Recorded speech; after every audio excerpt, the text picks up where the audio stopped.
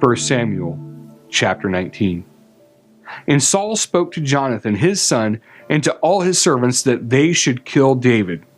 But Jonathan, Saul's son, delighted much in David.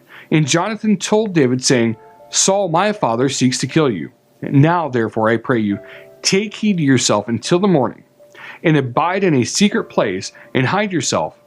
And I will go out and stand beside my father in the field where you are, and I will commune with my father of you.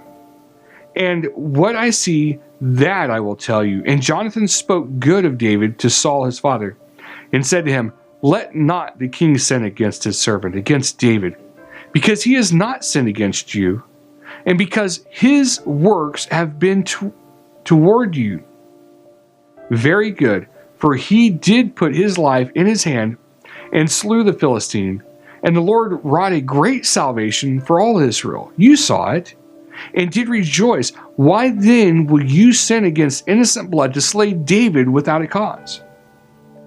And Saul hearkened to the voice of Jonathan, and Saul swore, As the Lord lives, he shall not be slain. And Jonathan called David, and Jonathan showed him all those things. And Jonathan brought David to Saul, and he was in his presence as in times past. And there was war again, and David went out and fought with the Philistines, and slew them with a great slaughter, and they fled from him. And the evil spirit from the Lord was upon Saul as he sat in the house with his javelin in his hand, and David played with his hand. And Saul sought to smite David even to the wall with the javelin, but he slipped away out of Saul's presence. And he smote the javelin into the wall, and David fled and escaped that night. Saul also sent messengers to David's house to watch him and to slay him in the morning. And Michal, David's wife, told him, saying, If you save not your life tonight, tomorrow you shall be slain. So Michal let David down through a window, and he went and fled and escaped. And Michal took an image and laid it in bed, and put a pillow of goat's hair for his bolster, and covered it with a cloth. And when Saul sent messengers to take David, she said, He is sick. And Saul sent the messengers again to see David, saying, Bring him up to me in the bed, that I may slay him. And when the messengers were come in, behold, there was an image in the bed, with a pillow of goat's hair for his bolster. And Saul said to Michal, Why have you deceived me so, and sent away my enemy, that he is escaped?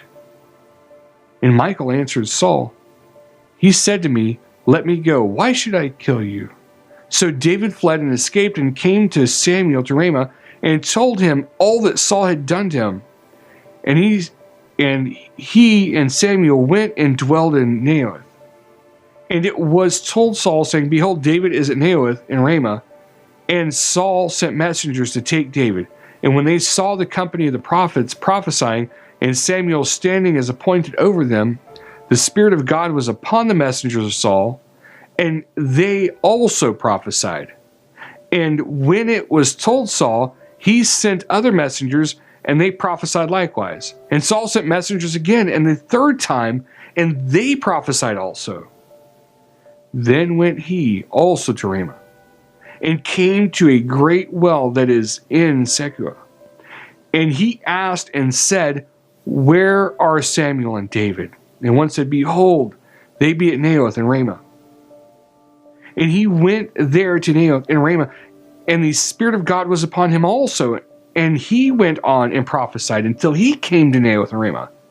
And he stripped off his clothes also, and prophesied before Samuel in like manner, and laid down naked all that day and all that night. Wherefore they say, Is Saul also among the prophets?